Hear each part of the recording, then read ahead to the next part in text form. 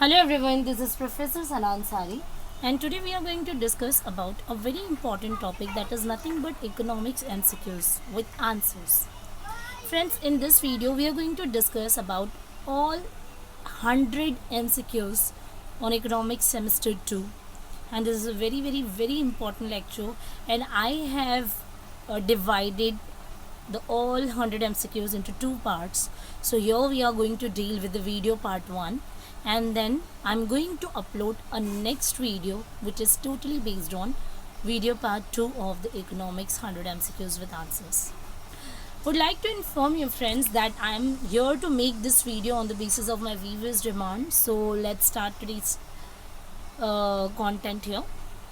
So as you can see on my screen, I have some multiple choice questions with 4 multiple options and 1 correct options. Okay, so just learn it, just understand how the correct option will come. We have to understand all the things here. So just let's start. So I'm here zooming it. So very first MCQ we have, which of the following is not true of a market? Market के बारे में कौन सी चीज़ सही नहीं है? पहला option है, it brings buyers and sellers in the contact. It is correct, क्योंकि मार्केट में ही बायर्स एंड सेलर्स आते हैं जो एक दूसरे से कॉन्टैक्ट करते हैं. It is confined to a place. Confined मतलब बहुत ही स्मॉल और एक छोटा जो प्लेस होता है उसको हम कन्फाइंड कहते हैं.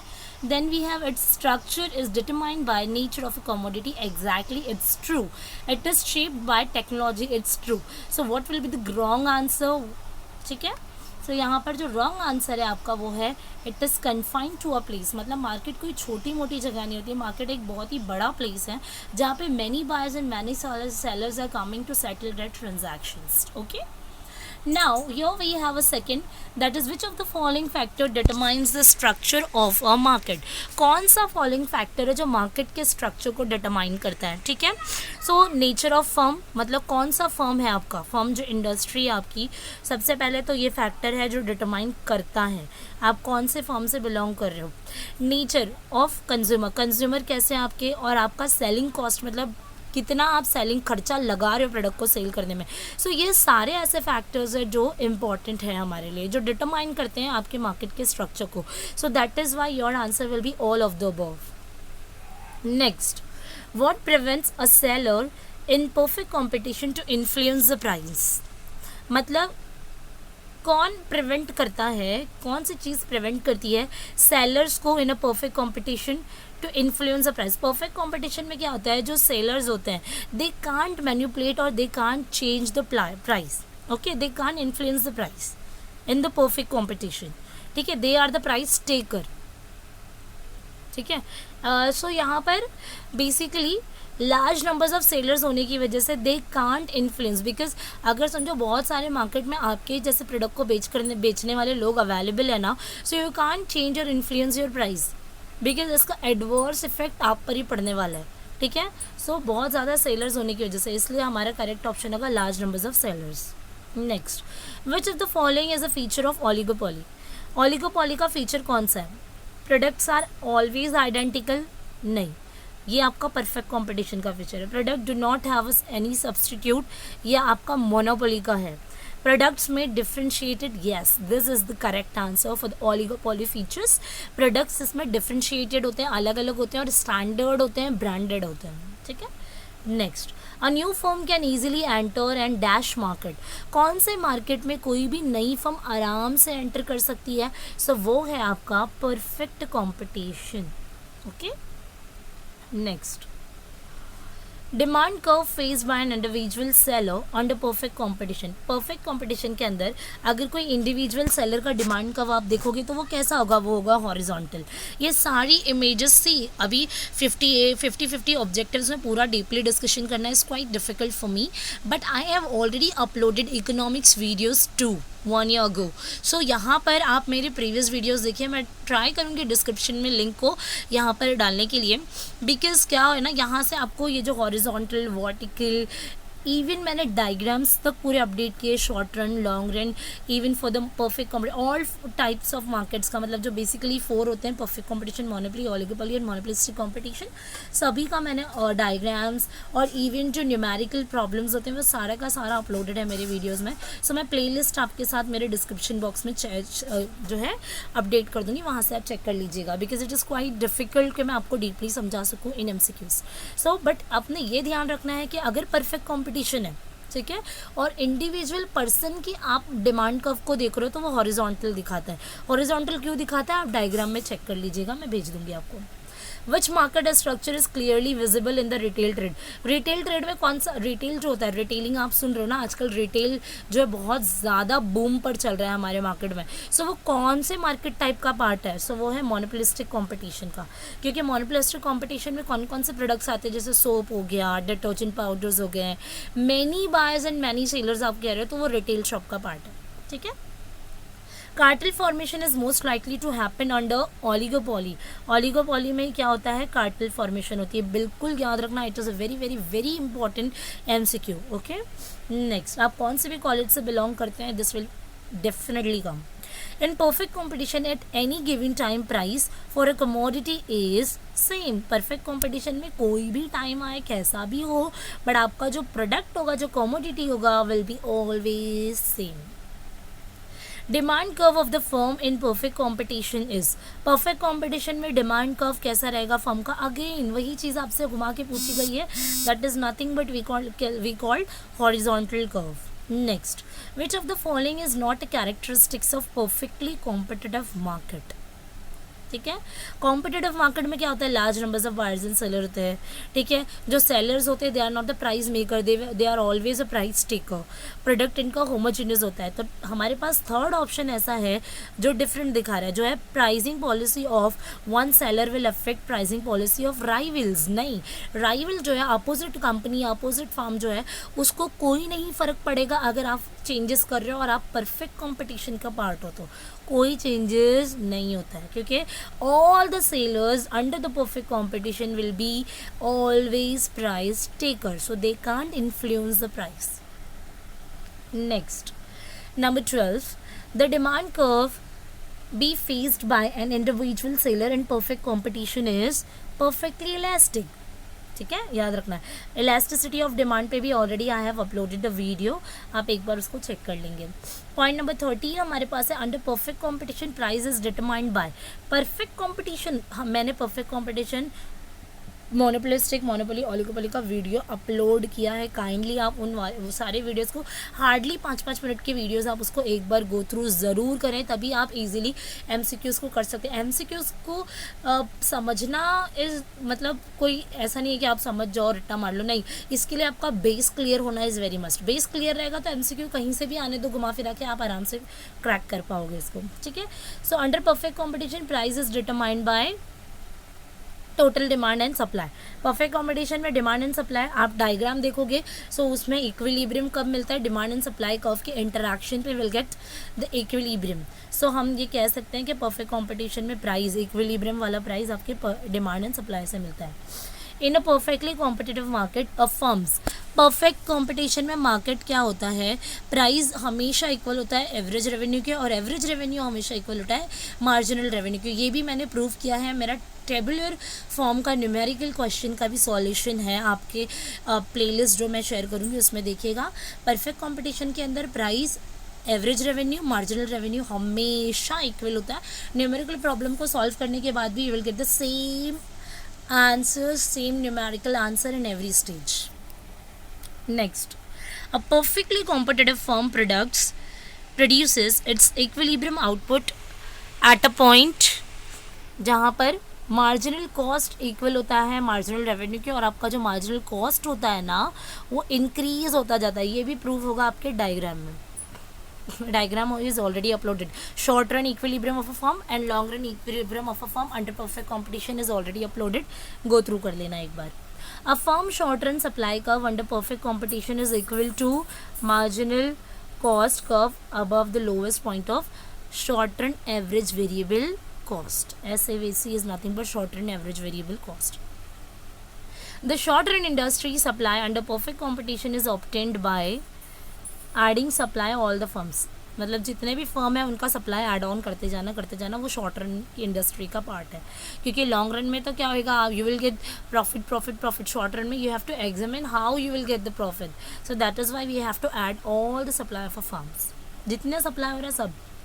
The long run supply curve of a firm under perfect competition is equal to marginal cost curve above the lowest price of a curve. ये सारा डायग्राम बेस्ड है और टेबल बेस्ड भी आगे और क्वेश्चन आने वाले हैं। A firms equilibrium output is produced at a point when marginal cost equal to marginal revenue. ये जो है इक्विलिब्रियम कब मिलेगा, जब मार्जिनल कॉस्ट और मार्जिनल रेवेन्यू क्या होना चाहिए आपका, equal. In the long run all cost are variable. Long run तक के लिए आपका प्रॉफिट, आपका बिजनेस अगर लॉन्ग टाइम के लिए चल रहा है, सो आपका जो भी कॉस्ट रहेगा, जो खर्चा रहेगा ना, वो फिक्स्ड नहीं रहेगा। अगर शॉर्ट रन रहता तो खर्चा फिक्स रहता कि भाई इतना ही खर्चा जाने वाला है, लेकिन लॉन्ग रन है तो सारे खर्चे कैसे होते हैं, वेरिएबल, मतलब चेंजेबल होते हैं। कभी भी खर्चा बढ़ सकता है, कभी भी खर्चा कम हो सकता है। Next, in perfect competition, all the actions of an individual buyer or sellers will have no impact on the market. perfect competition में चाहे बायर मिलके मुहिम निकाल दे, चाहे सेलर मिलके योजना पे बैठ जाए, मुहिम पे बैठ जाए, धरना धार दे, लेकिन कोई भी फ़र्क नहीं पड़ेगा। तो no impact on market price because it was already decided. If firm in a perfectly competitive market doubles the numbers of units of output sold, then total revenue will exactly double. समझ में आ रहा है, मतलब अगर perfect competition में buyer seller तो कुछ नहीं कर सकते हैं, मार्केट ने डिमांड एंड सप्लाई के बेस पे प्राइस डिसाइड किया है। अगर आपका मार्केट का मतलब जैसे नंबर्स ऑफ यूनिट्स जो आप बेच रहे हो वो डबल हो गया तो रेवेन्यू भी तो डबल आएगा, अगर वो ट्रिपल हो गया तो रेवेन्यू भी ट्रिपल होगा, exactly triple. Okay, next, a firm in a perfectly competitive market might decide to set its price below the market price because this would result the firm to move out of the market. Market से बाहर निकलने का chance हो सकता है। इस वजह से परफेक्ट कंपटीशन में कभी भी अगर आप डिसाइड कर रहे हो कि प्राइस को बिलो करना है, अप करना है, तो आपको यहाँ पे डिसीजंस केयरफुली लेना होता है। ठीक है, next, sellers will have too little reason to change less than the growing market price because जितने भी सेलर्स होते हैं ना, उनको थोड़ा सा प्राइस में जैसे ना रीज़न होता है, मतलब चार्जेस जो भी है लेस, थोड़ा सा चार्ज भी करना पड़ता है, क्योंकि जो भी वो गुड्स बेच रहे हैं ना वो होमोजेनियस होते हैं, सेम होते हैं। देखिए यहाँ पे आंसर है। सो इस वजह से कभी कभी अगर आपको आपका माल बेच के बाहर निकलना है तो आप ज़्यादा प्राइस करके बेचना चाहो, so it is not possible. You have to be slow down your price. Okay, next, अब यहाँ पर कुछ न्यूमेरिकल सम्स है जिसको मैं ट्राई करूँगी इजीली समझाने के लिए, and so easy. Suppose a firm in a competitive market, पहले देखने का कॉम्पिटिटिव, परफेक्ट कॉम्पिटिशन की बात चल रही है, उसमें एक फर्म है, produces and sells 100 units of output and has a marginal revenue of ₹8। मतलब फर्म क्या कर रहा है ना, परफेक्ट कंपटीशन के अंदर एक फर्म है जो 100 यूनिट्स बना रहा है और उसको बेच रहा है, जिसपे उसको मार्जिनल रेवेन्यू मतलब एडिशनल रेवेन्यू पर यूनिट पे कितना मिल रहा है, ₹8। What would be the firm's a total revenue if it's instead produced and sold 200 units of output? Exactly, अगर आप देखो 100 रुपये पे अगर 8 रुपये का रेवेन्यू मिल रहा है, सो इट विल बिकम 800, और यहाँ पर अगर रेवेन्यू इंक्रीज करके 200 रुपया किया गया और still the marginal revenue is 8, so your answer will B 1600। That is why the correct answer is 1600। That's so simple. Okay, next, if a firm in perfect competition on is ₹1000 in total revenue and has marginal revenue of ₹10, यहाँ पे firm का बता रहा है कि 1000 रुपये का total revenue है, जिस पे उसको एक्स्ट्रा रेवेन्यू कितना मिल रहा है, मार्जिनल रेवेन्यू, एडिशनल रेवेन्यू 10 रुपया मिल रहा है। What is the average revenue per unit and how many units were sold? So कितना यूनिट्स बेचा और कितना एवरेज रेवेन्यू। सबसे पहले तो जो भी मार्जिनल है उससे आप डिवाइड करोगे, सो आपको मिलेगा कितना यूनिट्स बेचा। सो 100 यूनिट्स बेचा, लेकिन एवरेज प्राइस क्या आ जाएगा, 10 रुपया जाएगा। So correct answer ₹10 and 100। Suppose a firm in perfectly competitive market sells 2000 units and earns total revenue of ₹50,000। ठीक है, 2000 यूनिट्स बेच रहा है और कमा रहा कितना है 50,000. So what is marginal revenue of the firm? Exactly, it's so simple. जितना भी रेवेन्यू उसको यूनिट से डिवाइड कर दो. रेवेन्यू कितना है आपका 50,000. 50,000 यूनिट्स कितना है आपका 2000. 30 will get cancelled. 2 ones are 2, 2 twos are 4, remaining 1, 2 fives are 10. So it will be only 25 rupees. Let me erase it just wait. Yes, so correct answer is rupees 25. Changes in the output of perfectly competitive firm without any changes in the price of the product will change the firm's total revenue. Exactly true. A firm in perfect competition selling commodity X maximizes profit if the market price of X falls below the firm's average cost. Just average cost, but still lies above the average variable cost, the firm will incur the losses. ऐसे scenario में क्या आएगा, firm को loss इनकर होगा लेकिन firm अपना बंद करके बिजनेस नहीं जाएगी. मतलब आप अगर मेरा डायग्राम वाला सम देखोगे, short run equilibrium of a firm, ठीक है, उसमें मैंने शॉट डाउन पीरियड भी बताया है और एबनॉर्मल लॉस वाला प्रॉफिट भी बताया. तो ये जो मसला है यहाँ पर दिखाया जा रहा है वो एबनॉर्मल लॉस का है, जहाँ पर बेसिकली क्या होगा कि फर्म लॉस हो रहा है फर्म को, लेकिन ताला मार के फर्म को बंद करने की नौबत नहीं आती है. सो ये आपका वही पार्ट है. So correct option is number 3. Next, which of the following statement is true about the decisions of a profit maximizing firm in a competitive market when price falls below the minimum of average variable cost? So यहाँ पर you have a correct option. The firm will immediately stop production to minimize its loss. मतलब ये shut down वाला period हो गया, ठीक है. Basically आपके जो ऑब्जेक्टिव का जो PDF दिया गया है उसके अकॉर्डिंगली मैं आपको एक चीज़ बताना ज़रूर चाहूँगी कि आपका आधे से ज़्यादा जो वेटेज है ना यहाँ पर टिल 50 क्वेश्चन, वेटेज पूरा 2 क्वेश्चन पे बेस्ड है जो आपको मेरी प्लेलिस्ट में मिलने वाला है, ठीक है. उसको पहले आप समझो, आपको ये सब समझ में आ जाएगा, कन्फ्यूजन नहीं रहेगा कि how the answer will come, ठीक है. सो वो मैं सेपरेटली आपके साथ डिस्क्रिप्शन में डालूंगी वो सब, ठीक है. एक तो टेबुलर फॉर्म, टेबल कैसे बनाना है, दूसरा जो मैंने डायग्राम्स एक्सप्लेन किया है with a clear concept and the best examples, उसको एक बार ज़रूर गो थ्रू करें, आपको समझ में आ जाएगा सब. A profit maximizing firm will shut down in the short run when price is less than average variable cost. मतलब जो आपका एवरेज चेंजेबल कॉस्ट है उससे भी पैसा कम हो चुका है, मतलब जो आपने खर्चा लगाया है आपके प्रोडक्ट की कीमत उससे भी कम है, तब तो आपको बिजनेस बंद करने की नौबत आ ही जाएगी ना. समझिए कि एक पेन अगर मैं प्रोड्यूस कर रही हूँ जिसमें मैंने खर्चा लगाया 10 रुपया, मार्केट में उसकी कीमत गिर के 4 रुपया हो गई, तो क्या मैं उस प्रोडक्ट को और बनाना बर्दाश्त करूँगी? नहीं, मैं वहाँ पर अपना बिजनेस बंद कर दूँगी, ठीक है. Which of the following statement is correct regarding a firm's decisions making? So the decisions to shut down in a short run decisions where the decisions to exit in the long run decision. ठीक है, correct है. यहाँ से आप लोग देखते जाएंगे. 33. A monopolist usually produces less than optimum output. मतलब आउटपुट उतना ही प्रोड्यूस करता है जितना कि उसको रिक्वायरमेंट हो, ठीक है, क्योंकि वो लोग थोड़ा एक फ्यूचर बेस्ड और ऑर्डर बेस्ड वर्क करते हैं. अ मोनोपोलिस्ट इज़ अ प्राइस, जो मोनोपोलिस्ट है वो क्या होगा, प्राइस टेकर होगा. प्राइस मोनोपोलिस्ट कौन होते हैं? जिनका खुद का बिजनेस हो, जो खुद डिसीजन लो. सो उनको हम क्या कहेंगे? प्राइस मेकर, मतलब वो प्राइस बनाते हैं. For a monopoly firm average revenue क्या होता है? परफेक्ट कंपटीशन में एवरेज रेवेन्यू हमेशा इक्वल होता है मार्जिनल रेवेन्यू के, लेकिन मोनोपोली में एवरेज रेवेन्यू बड़ा होता है मार्जिनल रेवेन्यू के, ठीक है. इन the long run a monopolist usually earn, long run रहेगा ना, लॉन्ग रन, तो मोनोपोलिस्ट को क्या मिलता है? एक्सेस प्रॉफिट, ज़्यादा. Access profit is earn well, average revenue बड़ा होगा एवरेज कॉस्ट के. जब आपको कमाई ज़्यादा हो रही है खर्चे से, तभी आप ज़्यादा अर्न कर रहे हो. 38. Demand for a monopoly firm's products is less elastic. Yes, ज़्यादा इलास्टिसिटी नहीं होता है. इलास्टिसिटी क्या होती है? कम होती है. मतलब जो चेंजेबिलिटी होता है ना, वेरिएबिलिटी, चेंजेबिलिटी, ये क्या होती है? कम होती है. Now third one, which of the following statement is true about monopoly? Monopoly के बारे में कौन सा स्टेटमेंट बहुत ही ट्रू है? सो मोनोपोलिस्ट क्या होता है? ये एक्सेस प्रॉफिट अर्न करता है इन लॉन्ग रन. ये सारा का सारा बेसिक और वी कैन से पूरा theory material I have already uploaded.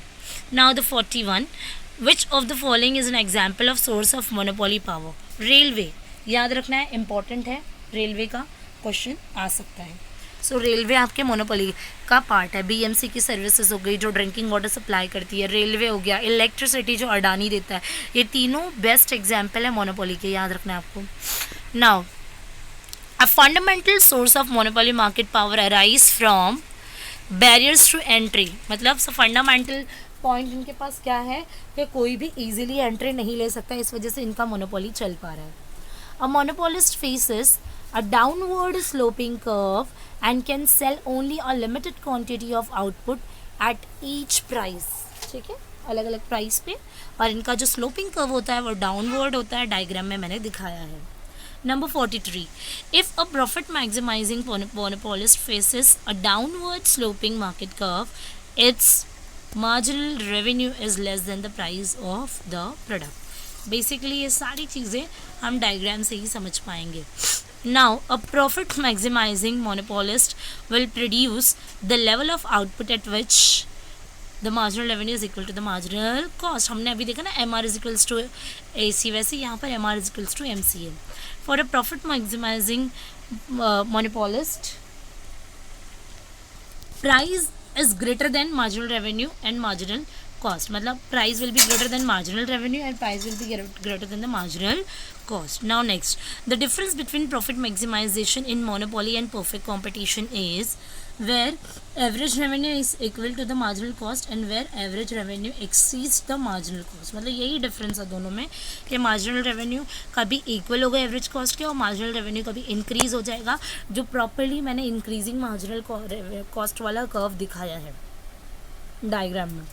47. In monopolistic competition there are, monopolistic competition में क्या होते हैं, मैनी सेलर्स होते हैं, you have to remember this. ठीक है, just wait. Next, products sold in monopolistic competition is, monopolistic competition में जो प्रोडक्ट बेचा जाता है वो डिफरेंट होते हैं, अलग अलग होते हैं. ठीक है, तो याद रखना. चलिए, a firm in a monopolistic market requires to incur production and selling cost. जो भी monopolistic में उनको प्रोडक्शन भी देखना है और सेलिंग कॉस्ट भी. ठीक है. Next, nature of demand curve of monopolistic firm is, जो मोनोपोलिस्टिक काम होता है, सो इसका डिमांड कर्व का नेचर कैसा होता है, बहुत ज़्यादा इलास्टिसिटी होती है, क्योंकि शैम्पू हो गया, सोप होगा, ये हम डेली बेसिस पे यूज़ करते हैं, ये मोनोपोलिस्टिक फर्म का एग्जाम्पल है, जैसे सोप हो गया, शैम्पू वगैरह. ठीक है, सो इट इज़ मोर इलास्टिक. जैसे हमने परफेक्ट कंपटीशन में देखा डिमांड कर्व कैसा होता है, हॉरिजॉन्टल होता है, बट मोनोपोलिस्टिक कंपटीशन में डिमांड कर्व कैसा होता है, मोर इलास्टिक. ठीक है, मोनोपोली में हमने देखा लेस इलास्टिक, ये सब आपने याद रखना है. ठीक है, a monopolistic firm produces less than optimum production, ये पहले भी हो चुका है. Which of the following is not a characteristics of monopolistic competition. Monopolistic competition के बेसिकली कैरेक्टरिस्टिक्स क्या होते हैं, इसमें मैनी बायर्स होते हैं, मैनी सेलर्स होते हैं, फ्री एंट्री होती है, फ्री एग्जिट होती है, प्रोडक्ट जो है एक दूसरे के जैसे होते हैं. ठीक है, और फर्म जो है यहाँ पर क्या होती है, प्राइस मेकर, मतलब कैसा होता है, फर्म कभी कभी चेंजेस भी कर सकती है. सो कौन सा ऐसा ऑप्शन है जो नहीं है, सो यहाँ पे लिखा है firm are price taker, no, firms are price maker, changes कर सकता है monopolistic. Monopolistic competition differs from perfect competition because in monopolistic competitive market each of the sellers offers a somewhat different product, क्योंकि इनके product ही सबसे major differences तो इनके products का आ रहा है. ठीक है. Next, a similarity between monopoly and monopolistic competition is that in both market structure sellers and जो प्राइस मेकर्स होते हैं वो प्राइस टेकर नहीं होते, क्योंकि सिर्फ और सिर्फ परफेक्ट कंपटीशन में सेलर्स प्राइस टेकर होते हैं, बट मोनोपोली की बात करो या मोनोपोलिस्टिक कंपटीशन की बात करो, जितने भी सेलर है वो प्राइस टेकर नहीं होते, बल्कि they are the price maker.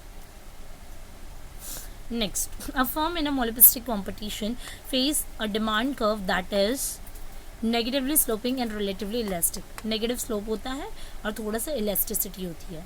Next, the profit maximizing firm in monopolistic competition reaches equilibrium output where marginal revenue is equal to the marginal cost. Diagram का part है ये. Due to product differentiation, a firm demands curve takes the following shape. देखो क्या होता है ना, basically product में अगर प्रोडक्ट डिफरेंट होगा सो इनका डिमांड में भी फ्लक्चुएशंस होंगी. सो इनका जो डिमांड कब होता है वो स्लोपिंग डाउन होता है, कभी कभी अप जाएगा तो वो फिर धीरे धीरे डाउन होता है gradually. Last, since a firm in a monopolistically competitive market faces downward sloping curve, it will always operate with excess.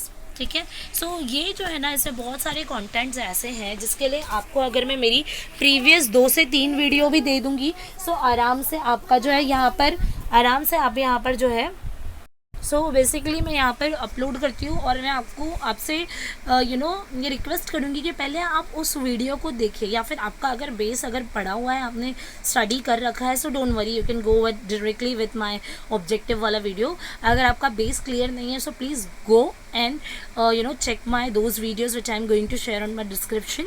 उसको एक बार देखो, क्योंकि मैं ये समझ चुकी हूँ कि कौन कौन से क्वेश्चंस में से वीडियोस आपके जो ऑब्जेक्टिव बनाए गए. सो एक बार उसको गो थ्रू करके आप इसको जो है एक बार चेक कीजिएगा. So friends, here we have completed and soon I'm going to upload a second part of the objective video. So here I'm completing this. That's all enough for today. Do like and subscribe to my YouTube channel. Keep supporting, keep watching, and thank you for watching. Bye bye.